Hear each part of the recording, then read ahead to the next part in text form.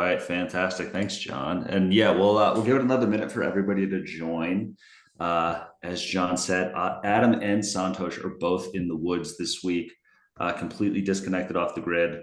I don't even think they're together. I think they're just in different parts of the woods separately, but near each other. So I'm filling in this week, and we'll give it about one more minute. We got Ali and Alex. I'll introduce them in just a second. Um, yeah, everyone's thrown off. I swear it's going to be a great show. It might even be better. I think this could definitely be better, and they might not even come back. So definitely stick around. I don't want to see that number drop. It's going up. This is perfect. It's perfect. Can confirm they are not together.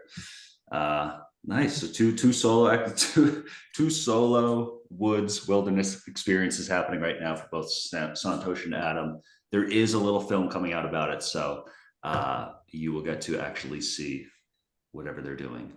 Who knows? Probably just meditating on the ground, I would imagine. But we're 2 minutes after the hour.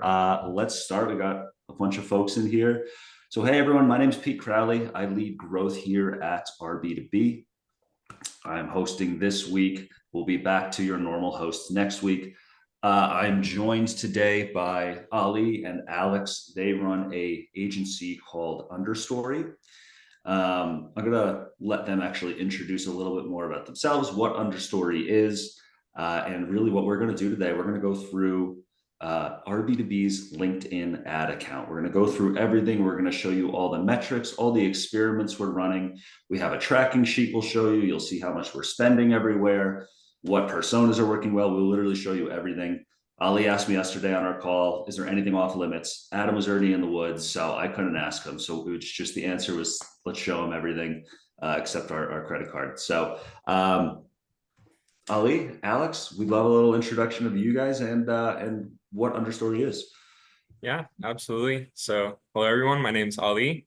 I'm a co-founder here at Understory. We help B2B SaaS companies go to market with paid media, outbound email, LinkedIn outreach, and graphic design. I run all of our paid media campaigns, so I'm going to be doing a lot of the talking today as we go through the ad account. But I have here my co-founder, Alex. Go ahead and introduce yourself, Alex. Yeah, what's up, y'all? I'm Alex. I'm the other co-founder of Understory. I manage the entire outbound side of the business. So a lot of cold email through Clay and various different sequencing tools, and then a lot of LinkedIn outbound as well. But yeah, we'll show you under the hood and what we're doing for RB2B and Adam. And Ali is going to walk you through that whole journey. Yeah. Awesome. Thanks, guys. So before we actually dive into the account itself, I just wanted to share with folks kind of where this fits into our kind of our marketing goals and initiatives. So I just have 2 slides here. It's going to be really quick. Can you see my screen, by the way? Is that coming through okay? Okay, fantastic. So when we think about growth here at RB2B, we think about this bullseye framework. This is not something that I came up with, but it is something that I follow. I'll show you where you can learn more about this in a second. But essentially, all of the marketing channels fit into one of these 3 rings. We have on the inside, that red ring, that's what's working. Those are all the channels we are spending almost all of our time on from a growth and marketing perspective. So those are our community building. That's our content strategy. As you know, Adam spends most of his time doing content. I spend most of my time now with our creator community and doing content as well. So that's really what's working. Now around that edge, so those are things we spend most of our time and energy on. That's what we prioritize most heavily. Outside of that is what's probable. So those are channels that we are experimenting with. I'll get back to that in 1 second. Right outside of that is what's possible. Those are every other channel. I like to call that the blatantly ignoring kind of ring. Like, those are things I'm just completely ignoring. That's, for us, those are things like speaking events and offline ads and all these other channels that, like, we're just blatantly ignoring because we have other channels that are working that we're experimenting with. So the what's probable column, that's where the LinkedIn ad and social and display ads channel fits right now. And that's why Ali and Alex have joined us today. So we are running experiments on 2 channels right now. One of them is social and display ads. Understory is running that for us. And then we have another agency that we're testing SEO out with. I do not like testing more than 2 channels at once, and I like a test to run at least 1 quarter long. The SEO one will have to run longer just because that's the nature of the channel. So when we test channels here at RB2B, we do not just hire a full-time person to start running that channel. We love using agencies. When we connected with Understory, our LinkedIn ads were our campaigns and our experiments were robust and live within, I don't know, like a week. It was crazy fast. We didn't have to go through a hiring process. And if this doesn't work, we can just end our engagement with an agency. Fortunately for Understory, this is working very, very well. So this is probably going to move into this middle ring here. If you want to learn more about that bullseye framework, there's a really good book. I have it here as well. It's called Traction, not to be confused with the EOS book. This was written by the guy who founded DuckDuckGo. He had to go up against Google. He had a very big headwinds when it came to getting traction. So it's a really fantastic framework. That's what we use. I will talk more about it in my posts and content, but I will stop there. I just wanted to let everybody know where ads fits into our strategy here. So without further ado, I'm going to stop sharing. Ali, if you could dive into, let's start with the LinkedIn account, I think itself, then we'll go to the sheet second. Okay, Yeah, cool. that sounds good. Now, guys, we'll have a whole Q&A session at the end. If we are in the neighborhood of a topic or we're on a certain page, you can still feel free to drop in questions. We'll kind of answer them throughout as well as we're going through. So, Ali, please. Yeah, let's do it. So I think as an advertiser, this gets me pretty excited. I think oftentimes we're pretty discouraged from sharing spend details, from sharing ad accounts and all of that. So I'm very excited to share all this with you. One, because it's performing really well. I think we're lucky in that regard, so we can actually show like good performance, but also, again, that transparency is something I really value, something I really appreciate about Adam as well. So high level, I think I'm sure none of you are strangers to Adam's organic content on LinkedIn. Obviously, he has, I think, 100,000 followers. His content gets great engagement. And so the organic reach there is amazing.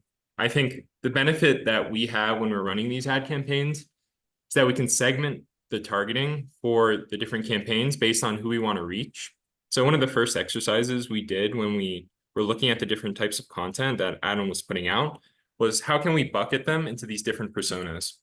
So when we talked to Adam, those 4 personas we'd like to start out with, kind of like a sales persona, founder persona, marketing persona, and then an outbound kind of agency persona, similar to what we do. And so, when we were looking at the various pieces of content that he posted organically, we were trying to fit those pieces into these different buckets. And some of the pieces also fit across multiple different personas. There's some content pieces where Adam is talking about early stage sales teams that we felt would fit not just in the sales persona, but also in the founder bucket. So that's kind of how we grouped it. There's some, there's some ads that are live in the sales persona that are live across all the other campaigns as well. So kind of high level, that was our strategy from the get-go. Did I miss anything there, Pete? No, I just also wanted to mention there was I believe Adam posted it maybe 2 months ago. He had somebody do a full analysis of his LinkedIn audience, and that also helped us zone in on these personas. We found that these were sort of the most followed personas, and that's also who he speaks to because they're the most followed ones. So I just wanted people to know there was analysis done also to select these, but all good. Keep rolling. Thank you. Yep. And so I think there's a few different ways we're measuring the success of these campaigns. When we first spoke to Adam, obviously we want to increase reach. I think that's definitely something we're doing. You can see in the last month or so, we've had over 1 million impressions from the ads. That's a high level metric, obviously. Getting more granular, we will also want to understand what the impact was in terms of signups for RB2B. And so what I did was I set up a conversion action. Basically, anybody who submitted their email and started the sign-up process with RB2B, that was tracked as a conversion. And when we're measuring that performance specifically, we're looking at 2 different types of conversions. And this is how LinkedIn defines them. But there's click conversions and then view conversions. So click conversions, the default setting is it will be counted if anybody clicks on an ad and then signups for RB2B within 7 days. The view through conversions happen based on an impression basis. So if they see an ad and then sign up for RB2B within 30 days, then they're counted as a view through conversion. So I think it's important to clarify the distinction between the two. In my opinion, I think click conversions are kind of the ultimate measure of the success of the campaign that we have in terms of the data that is available to us, because it's, in my opinion, just like the tightest correlation between somebody clicking on the ad and then signing up. But I think, like I was pointing out, the impression count, all of these different metrics matter in different ways. But if we're analyzing based on ROI, that click conversion number is really important to take into account. So just wanted to clarify those different types of conversions that we are tracking for RB2B specifically. And Ali, someone asked too, kind of conversion goals, like, can you just tell everybody where that click conversion, what that click actually is that correlates? Is it a Yeah, sign up so form? Is it, yeah. Yeah, so there are a few different ways on the ad to get to the RB2B website. When you're looking at it organically, and I think I have one pulled up here. So, this is the actual post after somebody clicks see more. But when you're seeing it as an ad in the feed, you'll have about 1 or 2 or 3 lines of text before you have the see more button. So there's a couple of different conversion points that people can take in order to register for RB2B. You can see here, Adam has the custom call to action underneath his headline. So that's one point of conversion. So somebody could click the visit my website and then convert down the line. They could click to his profile and then also convert on that same call to action button. But one thing we're also doing, just in order to maximize the amount of attribution that we're getting, maximize the amount of conversion tracking that we're getting, is we're editing the posts after the fact just to add a call to action. We want to build up the organic social proof as much as possible. And then after we've hit kind of a limit there, then we'll go in and just add that line at the bottom of the post just to get as much attribution and opportunity for people to sign up as possible. So you can see here, we just added, sign up for free using this link. Now, aside from that line, is there anywhere that shows the viewer that it's a paid ad as opposed to an organic post? Yeah, so you won't be able to see it here. This is just a preview, but it'll say underneath Adam's name, promoted by RB2B. So that will be the one indication that it's actually an ad. It'll say promoted by RB2B. And what's cool about this ad unit too is it's a very small subtext. You almost miss it half the time, whether or not it's promoted. I mean, I get these kind of ads all the time on my news feed, and half the time I think they're a regular post, and then I look and it says like that 4 months ago or something like that, and that gives it away where I know it's promoted. But yeah, it's very small subtext, and it's really hard to even see. Another thing, Ali, it might be worth talking about is when we're editing the text of the actual post afterwards, the length of time we typically see organic reach start to drop off.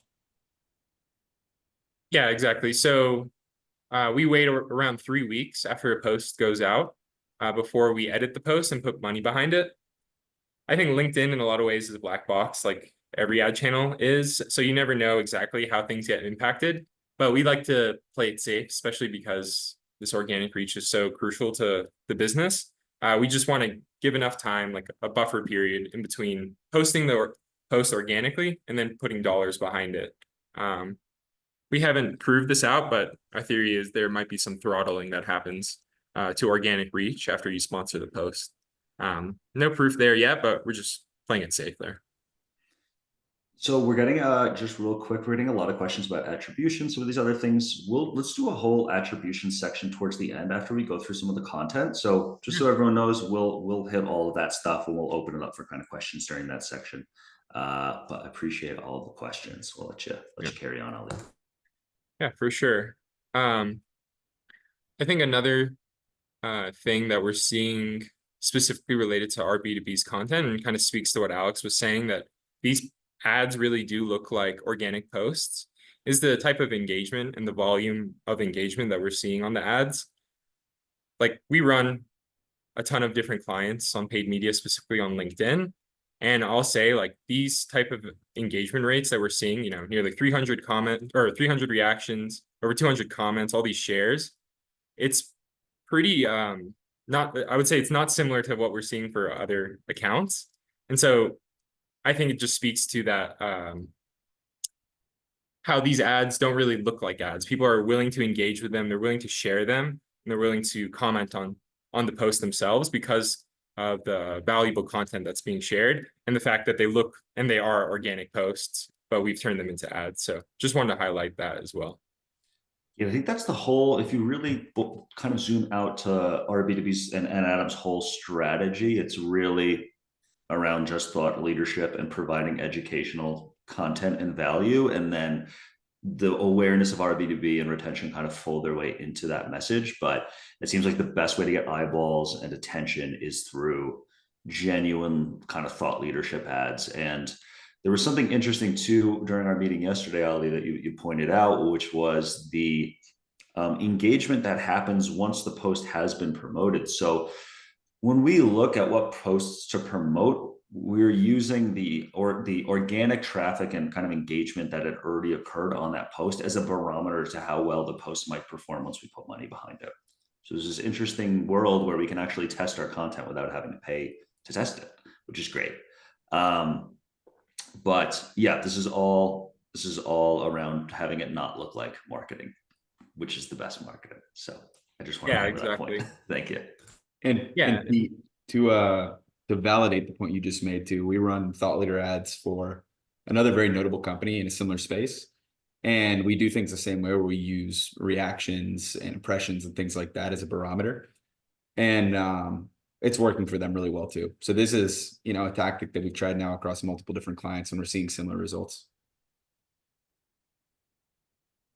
Yeah, and another thing that we tested was just spinning up what I like to call more like boring ads.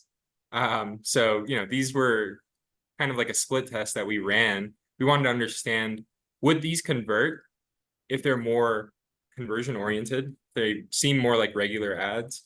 And we found that they actually don't convert as well. We're seeing a higher cost per conversion, lower click-through rate, higher cost per click across the board for these more like boring ads. So it's just interesting, like that social proof really compounds, and potentially relying on these more boring ads might not yield the performance that we expected, at least. So something to point out as well there. That's great. So as we're diving through creatives, Brandon in the chat asked a good question about just how we're deciding on which posts fit which persona.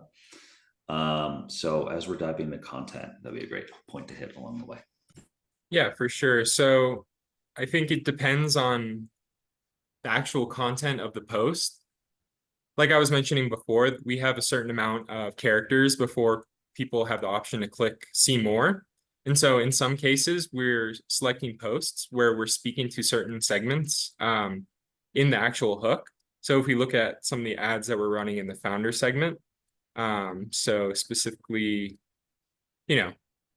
obviously this is more subjective. We tried to put on our thinking hat here, but if we're talking about bootstrapping a company, that's going to appeal more to a founder persona based on the conversations we've had.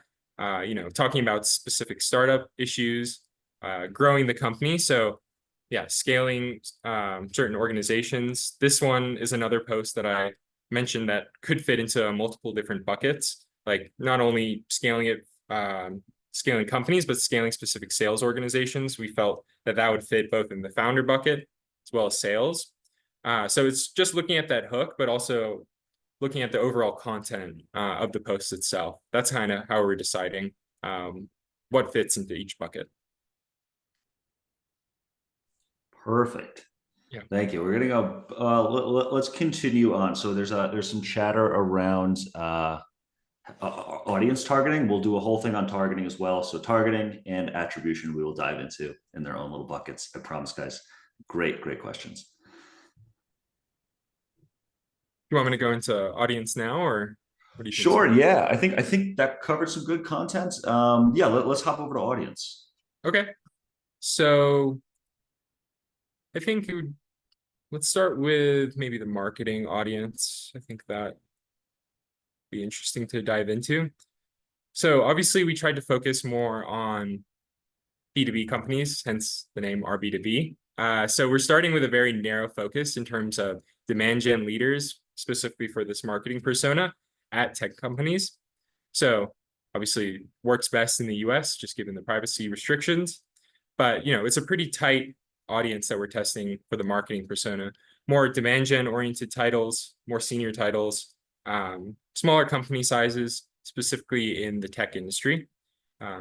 I think honestly, RB2B could be potentially applied to every industry. I don't think it's necessarily industry agnostic, but just for this narrow test, we wanted to just prove it out with an audience that we knew would resonate with the offer specifically, which is tech leaders at B2B SaaS companies. So that's kind of how we were approaching the marketing bucket. And just to build on that thought too, Ali. So in general, when whether it's our LinkedIn ads or our content strategy, really what we're trying to do is create an echo within one sort of niche, like one bubble. And right now that it's really a lot of B2B SaaS companies, as Ali said. I mean, we'll continue to bubble out, but right now it's like be a dominating echoing force within the smaller bubble, and then we'll kind of expand out. So this is right in line with that. Yep. And I think one thing Pete and I were talking about yesterday was how can we make the sales audience more actionable? How can we increase the amount of conversions that we're seeing from that persona? Because out of everything that we've tested so far, we've seen that persona has the highest cost per conversion. So one thing we were talking about was potentially including some more SDRs and BDRs into that audience. Right now, it's more business development managers, CROs, like more senior level titles. But you can see here, sales does have the highest cost per conversion. Our theory is that it's potentially the least actionable. Like marketing, they have direct access to the website. They could install the script pretty easily. Same with founders. Outbound agencies, they're almost like nodes for other clients. So one agency could, install the script for 10 different clients. And so I think that tracks in terms of the cost per lead. So one thing we were just discussing is how can we make that sales audience more efficient? And our idea, which is an upcoming test, is to launch to some SDR and BDR folks. So kind of a new test that we're spinning up in the coming days. Now, the concern of yours, really, when I brought it up yesterday, but it's definitely a concern of mine now, is with the SDRs and BDRs now being a part. Actually, if you could click into that sales persona, that would be fantastic. Yeah. So what Ali and I had done yesterday, we looked at all of the folks in the sales. We're like, man, sales should, in theory, based on the conversations I've had with customers, be a good fit for our B2B. They seem to get the quickest, most direct ROI when they start using the platform. So someone just said they aren't buyers. That's kind of our theory too. That might just be the case. But one concern we have with putting the BDRs and SDRs in is we probably won't be able to track attribution back. So it's probably going to look like what's likely to happen. We're going to have more impressions, and it's going to be a higher cost per conversion. And maybe it's helping a little bit, but we'll have no way of knowing, and we'll probably shut it down. So that's potential. Someone said, how long are you running tests? It depends on the test and how quickly we feel we can get to a reasonable sample size. So we'll continue the sales one for a little longer, probably another month, but I would say sometime in September, correct me if I'm wrong, Ali, we might look to pivot away from it or just continue to reach out to those people organically and not put ad dollars behind it. Yeah, I think that's fair. We'll make that decision, like you said, in September. It is something to think about though down the line. Like obviously, in a lot of ways, this data that RB2B is providing teams is almost like crucial to sales teams. Like if they see somebody on their pricing page and all of that, like those are the leads that people should be calling, should be contacting immediately. So I think it's definitely an audience that's worth advertising to. It just seems a little bit less actionable than what we were expecting. So it would just be working with you, Pete, like to understand, like, do we want to have like a limited audience where we are serving ads at a very small scale, as opposed to just going for conversions right off the bat. So yeah, I think that September call is going to be good. And so Jonathan here asks, while we're talking about assessing how long to run a test, and there's no kind of formula because every case is a little different, but when we are running tests on different personas, kind of in this case, what is a good sample size to shoot for? Is there a spend? You guys do this with so many companies. Is there a spend or a timeline or impression, count of impressions that will signify to you, okay, we've dug enough here, we should try to pivot away and feature a different persona, different type of content, etc. Yeah, I'll say there's not like a hard and fast rule. You know, when we spoke, Pete, like obviously we have sign up or a cost per sign up goal. So, we're trying to get as close as possible to that $25 per conversion number as possible. So I think, if we launch the campaign and we've spent, anywhere between $500 to $1,000 and we're noticing that the cost per conversion is, $100 plus, then I think that's a pretty fair assessment to where we can say like, oh, this ad might not be working, this campaign might not be working, let's spin it down. So it's kind of a combination of getting enough conversions, but also looking at what the cost is relative to our goal and relative to the other campaigns that we're running. Because you can see with the founder or the marketing persona, we could pretty quickly see what's working and what's not in comparison to the other ones. So it's kind of a factor of spend, a little bit of it depends, and then just the volume of the number of conversions that we're getting. Yeah, like we have some other clients that we work with as well who are, their tolerance for conversion is way higher because their ACV is way higher. And so for them, it's just about goal setting and making sure that if, we have something that's nowhere near what their target is, then we cut it off quickly and we set thresholds. Yeah, and so everyone's we've gotten a couple of questions about our goal. I mean, we're going for conversions and we're going for an average conversion of, ideally less than $50. We kind of have this goal of 25. Right now we're sitting around 33. We'll go through that in a minute, but I know a lot of people have just dropped in questions about our goal. That's kind of what our goal is. There was one other thing while we're on the audience. Someone says, do you test titles versus functions in your audience testing? So do we mean like seniority versus function? Is that kind of what that question is? I know a lot of people boosted or bumped that up. So I just want to make sure we're clear before we go out answering that. But maybe hop into the, I don't know, marketing persona. We can kind of answer that question in there. And just show, kind of title versus function or seniority versus function and how that's selected. Yeah, so the reason why we started with title as opposed to function is that I think there are specific titles within the marketing function that obviously might be a little bit more accountable for an initiative like RB2B.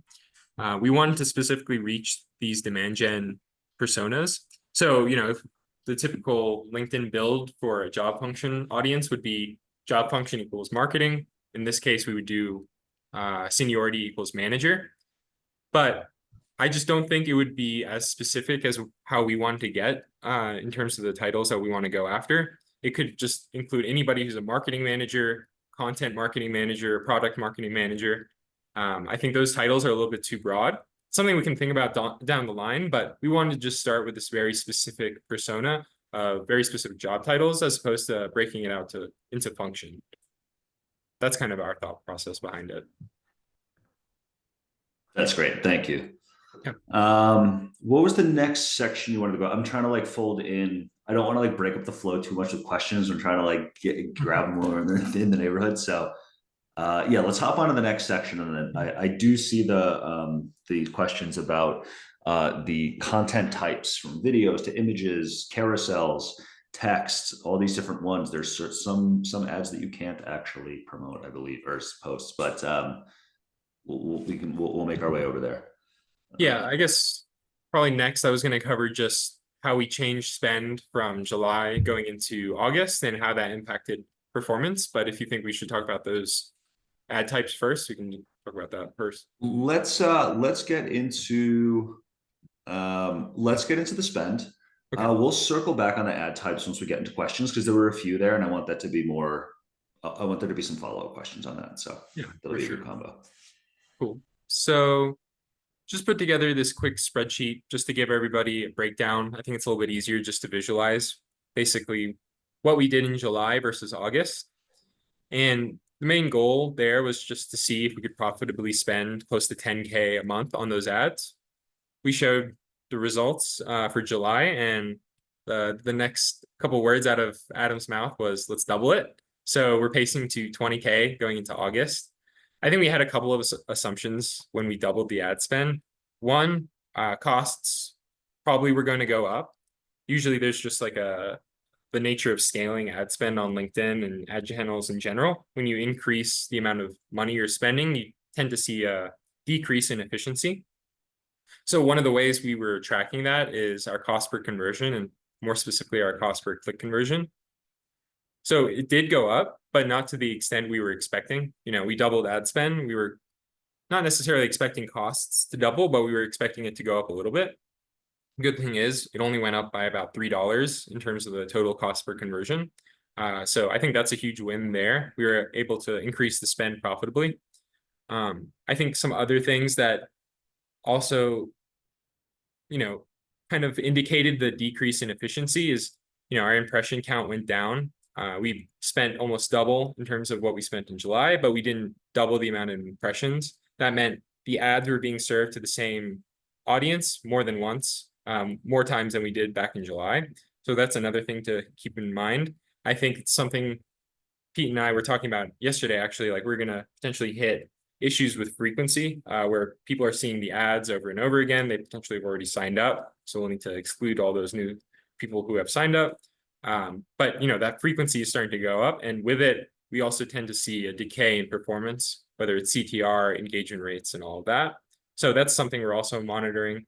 But yeah, overall, pretty happy with the fact that we doubled spend essentially, but didn't see that doubling in terms of overall costs. Yeah, that's kind of how we went into August essentially. Yeah, fantastic. And I know the goal, I mean, we're going to keep basically doubling every month till the thing breaks economically. We're hoping we can scale this to over $100,000 a month. Now, when we do that, it's going to be a lot of impressions. It's going to be a lot of kind of saturation on LinkedIn with RB2B content, especially as Santosh is posting more. Rob, who joined the show last week's posting more. I am as well. We have a bunch of users like the two of you who post about RB2B. Is there a risk of like oversaturation with both the influx of organic content, both by us and users, and then also us ramping up these ads so far? Yeah, absolutely. I think that's kind of what I was speaking to in terms of hitting certain frequencies. Like if the average person is seeing our ads like 10, 15, 20 times, like that's starting to get to a pretty like concerning point where we might be hitting them too many times. But I think we have a lot of levers that we can pull specifically in terms of the industry targeting, potentially also job titles, like adding new ones into the mix, spinning up those tests that we were talking about, like whether it's SDRs, BDRs, like or a completely different audience in that way. But I think industries will be our biggest lever there in terms of expanding the audience and making sure we're not hitting saturation. Because I think it will be something we'll run into, just given that, there's only a limited amount of people. Like in the marketing audience, I think it was like 20,000 people. Like, look how many impressions we've served for that audience specifically. Like it's a lot. So it's definitely something we're thinking about, and just like an issue you run into as you increase ad spend. Awesome. Now there is another tab on here. This is something we're starting to spin up. We just talked about it for the first time last week, which is our third-party posts. So phase one of doing this with Alex and Ali. And by the way, I think our engagement has been we've been doing this for about 2 months now. We're like in our second month, so we're pretty early in on this. The first month was really about dialing in the thought leadership ads and Adam's ads and everything like that. But we have this idea now that we're getting a ton of third-party posts, and I'm really focused on personally building our creator community. There's a lot of really good third-party posts that are going out. So Ali, do you want to briefly just describe the strategy that we're going with on that and kind of that motion, just because people might want to repeat that motion in their own, with their own ads?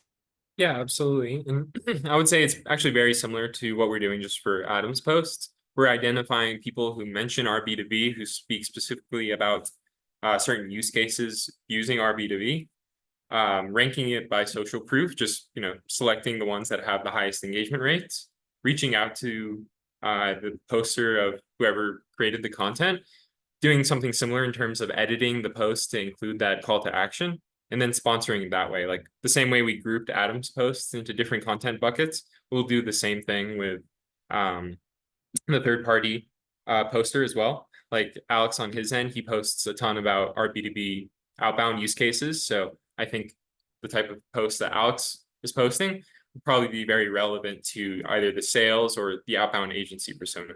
So very similar kind of ranking strategy that we're doing for Adam's post. It's just the added social proof of having a third party speaking about RB2B. I think the one or the couple like downsides or things we just need to keep in mind is that obviously there's more conversion points for people to take action when they're clicking Adam's profile, visiting the website from his button down here. When you're sponsoring third-party posts, obviously people have their own brands, their own companies that they work for. So in a sense, we are, promoting their own content, like for their brand. But obviously we're trying to get content that speaks is very clear that it's about RB2B.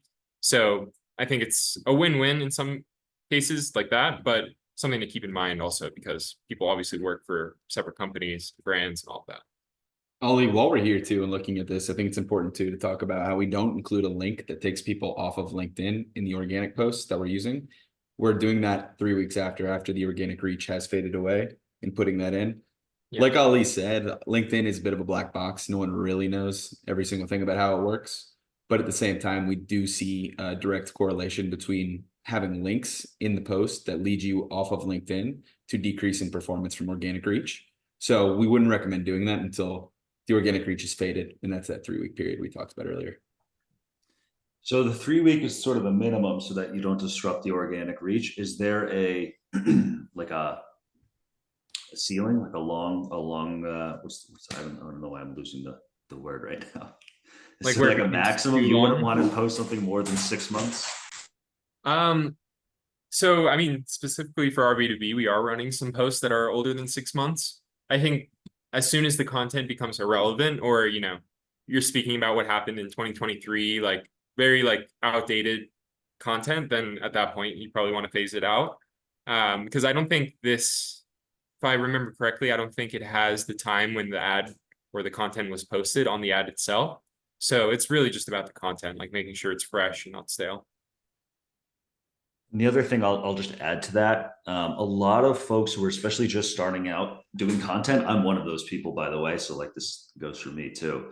I wouldn't want to post or put spend behind something from like 2 months ago because it's just probably not as good a quality as the stuff I'm posting today. There were a couple of things that popped off, but like for the most part, if you're kind of early on in your journey and you're really trying to learn what your narrative is, who you're speaking to, who your audience is, it's just going to be the more recent stuff. Diving back into stuff that's a year old might just not be a good idea for that reason alone. Someone have asked, how do we do the LinkedIn follower analysis? We mentioned we had somebody do that, somebody who's like a data scientist. Cool. I'm going to let you continue, Ali, and then we'll open it up for questions in, I don't know, just a few minutes, maybe 5 minutes or so. Yeah. So I think one thing, Pete, that we talked about yesterday that you said would be pretty interesting for the audience is talking about how we're bidding for the campaign. So right now, and I know this is controversial depending on who you talk to, but we've set up the campaigns just to optimize for engagement. We want as many people engaging with the ads, clicking on them, commenting, all that, because it all compounds. People are tagging, sharing the posts, everything like that. And one of the things we're doing is also manually bidding for certain basically conversion events. So in this case, we're bidding for clicks. So this is a little insider tip. LinkedIn will always recommend, and I think ad channels in general will recommend that you overbid for what you're optimizing for. So in this case, they're recommending we bid, a minimum of $4.04. We found if you set the bid lower than what they're recommending, we typically win at auction. So it's something I recommend just when you're setting up your own campaigns, like underbid what they recommend because LinkedIn really likes money, as most ad channels do. So we always tend to underbid what the suggested bid is. And in this case, we're going for engagement clicks. It's a little different from like a landing page click or anything like that. It's just any click that happens on the ad itself. And so again, my suggestion here is just underbid what they're recommending. That's awesome. And can you dive in just a little? So there's different businesses and different ads will go for different, goal metrics. Can you talk about a couple of the differences there? Because this is probably not going to be the goal metric for everybody here. Yeah, exactly. So like I said, we're optimizing for engagements. For those more like boring ads that I was showing you guys earlier, we're sending people directly to the RB2B website. And so in those cases, we're bidding specifically for website clicks. So we're only charged whenever somebody clicks on the landing or clicks to the landing page. So, if we're driving traffic specific to a website, that would be an event that I would recommend. For a lot of our other clients, we're also using the lead gen objective to actually captures people's information that way. That's also a click objective. So it's similar to what we're bidding on for engagement. Basically, anytime somebody clicks on the ad, then we get charged. It just depends on the kind of campaign you're running. The one objective I haven't found a ton of success with is the awareness objective. That one, you're charged on a CPM basis. So even if people are not clicking on the ad, you're just being charged just to serve it. So it can get pretty expensive pretty quickly. We typically like to just bid or just get charged whenever somebody engages or clicks on the ad itself. So that's why we kind of stay away from the awareness objective. Just another insider tip there. What would, just so people know, what would be a use case where brand awareness would be your objective? Would it be like if you're advertising the Olympics or something like that, where it's like, there's not really anything I can do with an Olympics ad other than hopefully watch the Olympics in a week when they start, something like that. Yeah, I mean, if you have a ton of money to light on fire, I think that's one situation where it might make sense. You can also actually run CTV ads through LinkedIn, so connected TV, where they'll show up on, obviously people's smart devices, and you can only do that through the awareness objective. And I think that's one of the typically the only cases where we do use awareness is when we're running CTV ads. And I think that's actually a really interesting ad unit because you get the same professional targeting you would on LinkedIn, like all of these job titles, company sizes, and all of that, but you can appear on people's connected TV devices. So that's really the one use case where we rely on the awareness objective. Awesome. Yep. Someone asked brand awareness before sending cold outreach to a custom audience. Steven asked that. So you're going to be sending out a bunch of cold outreach, or you're going to have your team call them, whatever it might be. It's brand awareness, or even let's just not focus on brand awareness. Could any of these ads be a primer for a cold outreach one-to-one strategy?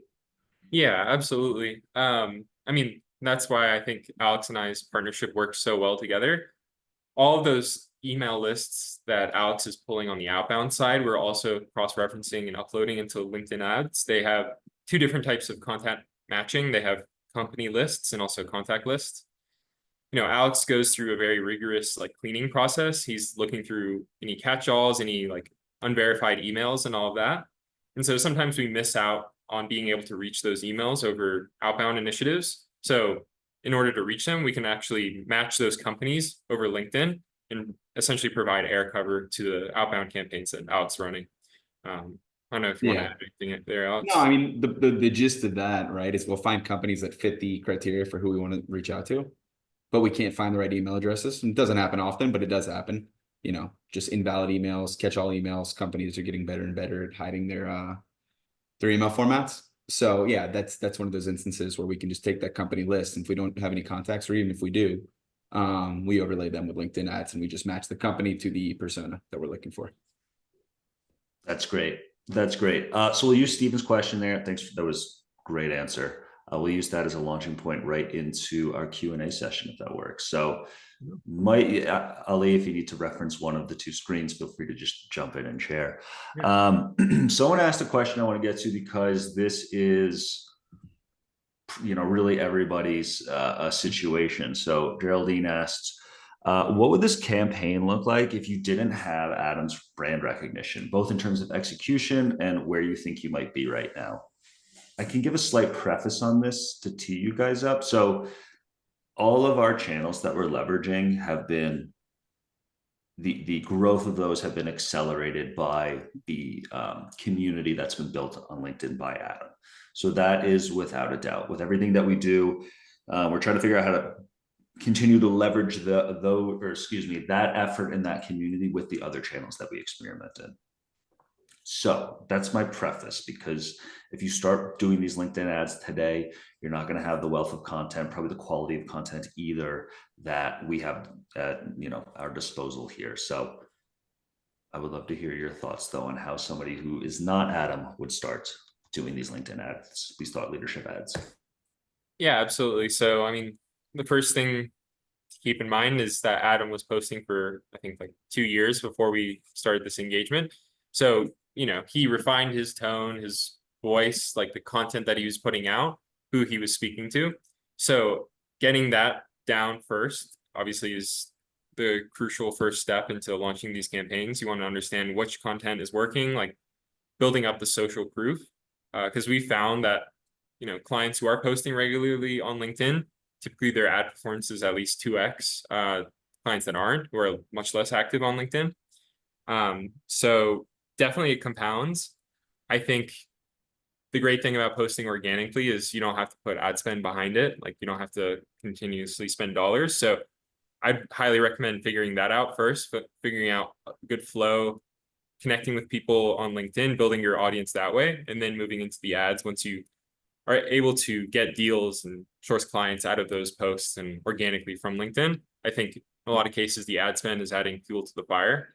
And nothing exists in a silo. I mean, there's a reason why performance increases after you engage more on LinkedIn. I think it's all working in one big ecosystem. Like, LinkedIn ads doesn't exist just by itself and just the campaign manager. So that's how we think about it. Gotcha. That's awesome. That's perfect. Someone asked, so something about us doing outbound. We do a little bit of outbound, just to answer your question, Alex, at RB2B. Do a little bit of email marketing and some LinkedIn outreach, but it's not, I wouldn't consider it cold outbound. These are kind of warmer lists of engaged folks. So, and it's just not the thing that's driving in the majority of our business. It's more of a supplement and an arena to test in. If we need to talk to people about X, Y, and Z, we'll do outreach. I was doing outreach to talk to creators. So it's not a core sales motion or business development motion. No. So a couple questions here. How do you keep your LinkedIn ads account clean? Do you organize campaigns by month? How do you guys organize a beefy kind of LinkedIn ads account? Is there yeah. Yeah. Short answer, Ollie's genius. We knew that. Well, yeah, it all comes down to naming conventions. Like nothing's perfect. And I found like, after years of working on the same accounts, like things change, like priorities change and all of that. So, I mean, the structure that we usually go with initially is at the campaign group level, we'll separate campaigns into different personas. In RB2B's case, we're going after those 4 different ones. And so those were all organized at the campaign group level.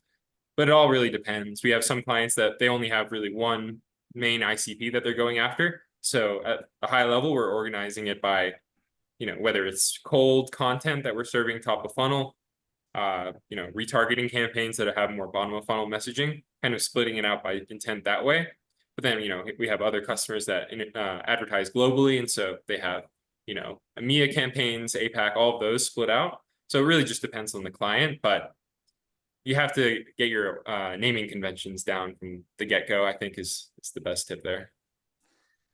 In a similar lens, when it comes to, so RB2B, right now we are just doing our social ads on LinkedIn. We're not using, we will eventually explore outwards, but we're trying to have a narrow experiment here. So somebody asked, can you combine your audience from Google, Meta, LinkedIn, Twitter, so you can keep enriching kind of this one contact list? I think that's a good understory question. So I'd love to hear your thoughts. Yeah, so like I mentioned on the email side, all of those lists that Alex is going after, we're also uploading them directly into LinkedIn. In terms of retargeting specific traffic from those other ad channels, we also segment all of the channels by UTMs. So we could build a retargeting audience in LinkedIn. Anybody who's visited a URL where UTM source equals Twitter ads or Google ads or something like that. And so we can retarget the traffic that way. So yeah, kind of 2 separate aspects of it, like the custom lists that we're uploading, but then also UTM specific traffic that we're retargeting. Perfect. let's see. I got two questions I really want to get. Okay, we got 10 minutes. We're good. So talking about UTMs, Tony asked, how do you manage UTM attribution tracking from an analysis perspective when boosting organic posts? He says he's found that he can't edit a boosted post, but would instead have to copy a post into an ad. So unable to like actually transition that one. And then you tie employees into the LinkedIn Business Manager to share posts from their personal accounts. So kind of a little how-to on that post boosting, I guess. Yeah. Yeah, so in order to, I don't think you even need, yeah, they don't even have to work at the company specifically. Like that's how we're boosting third-party posts. You essentially just go into Campaign Manager when you're setting up the campaign, and you can go into posts. Like there's like a option to sponsor posts from people's profiles, and then you just copy and paste the URL into that drop down, and then you get like an approval link, and you can just send it to the person who's approving the post, and then that's how you get them added to the account itself. There's some like stipulations about the content when you're promoting it on LinkedIn. We've actually run into this with Adam. You can't swear too much on the ads. LinkedIn will flag it. So we've run into that a couple of times. You can't capitalize too many words. Also a thing we've run into with Adam. You can't have four emoji or more than four emojis for whatever reason. And then there's only 3 types of thought leader ads, or I guess organic posts that you can promote. One, just pure text posts, one with just one image, so it can't be a carousel. And then the same for video. It can only be one video associated with the post itself. Awesome. Very thorough. Thank you. That was a good question, Tony. Alex had asked about, so when you run ads, your ads can be directed at different parts of the funnel. So you can have top of funnel ads that are more for awareness of people who have no idea what your company is or what RB2B is. You know, then you can have middle funnel, bottom would be where you're really trying to push for that conversion event. Can you talk a little bit about where the ads that we're running on LinkedIn and the posts we're running fit within that top, middle, bottom of funnel? And I'll add some color afterwards as to like my view on the bottom of the link, the RB2B funnel, because we are someone said let the dog do the outro. Yeah, he sees another dog out the window. He's ramped up right now, but I'm glad somebody saw that. Yeah, let's I would love to hear your thoughts on top, middle, bottom, and I'll do a little conclusion. Yeah, so how we set it up originally, all of those like thought leader ads, the actual content we're promoting, that was served to a cold audience. And then those boring ads that I was showing, those are only going to a retargeting segment. So I guess how I was thinking about it is let's nurture the audience and then hit them with something more conversion oriented down the line. What we found is that people are actually straight up just converting on the cold ads. So that original strategy didn't work as well as I was expecting. So that's why you always be testing. But that's how I think about it generally, especially for higher ticket SaaS products. Like we want to first nurture the audience and then hit them with more bottom of funnel retargeting messages down the line. We don't really believe in like gating like white papers or ebooks or anything like that. I think it's all down to math. Like if you only get 1 out of 10 clicks converting on that, there's 9 other people who are not reading or engaging with your content. So top of funnel, we're not gating anything. We're just giving a lot of the information away for free. Yeah, we're going to start experimenting with more gated content soon. That's definitely on the roadmap. We'll keep everyone posted about that. But I have one more question I wanted to ask, and then we'll do some little outros. We'll have room for a couple more if people have kind of quick questions. But someone said, how many campaigns would you suggest testing at first? This is Rachel, not somebody. This was Rachel. How many campaigns would you suggest testing at first if you only have about $500 in ad spend per month until you can prove the value to get more budget? So how would you go? You know, we spent, I think, 8,000 our first month, and we're going to spend, I don't know, 20 this month. Somebody who's just has a very small budget and wants to get some proof of concept with a very, you know, and wants to have some sort of reliable sample size. Like, how would someone go about that? Yeah, that's a great question. So ideally, you just want to get to statistical significance as fast as possible. So I think about it, if your budget is $500 for the month, there's 30 days on average in the month. So that's about $15 a day that you have in terms of what you can spend. Average cost per clicks on LinkedIn are anywhere between $5 to $10 typically. So that's kind of how I think about it. Honestly, that's on the lower end. I think LinkedIn is known in a lot of ways for being the more expensive ad channel. But if you're only getting like a couple of clicks per day, I don't think you're going to get to statistical significance as fast as you'd like. So typically what we recommend is at least $25 to $50 per day per ad. That's kind of the math that we use in order to get to that significance as fast as possible. So that's kind of my hard and fast rule is let's do the math to where it works out to $25 to $50 a day per ad, essentially. There's a more complex formula. Ali's holding back a little bit, but No, that's good. The simple formulas are good. Yeah. Cool. One last one I'll answer, and then we'll do some outros. And I'm curious how everybody found this meeting to be. If they liked this kind of in-depth look at one of our growth channels, one of our marketing channels. I'm happy to host this meeting as a weekly thing on Wednesdays, have it be my own thing. We can dive right into the different growth channels that we're doing. We'll do updates. We can have Ali and Alex back next month. We can talk about how the new spend went. We're getting a bunch of thumbs up. So this is great. So everybody follow me on, I hate to say this, follow me on LinkedIn. It's I'm kind of cringing myself out a little bit, but I will post that next workshop.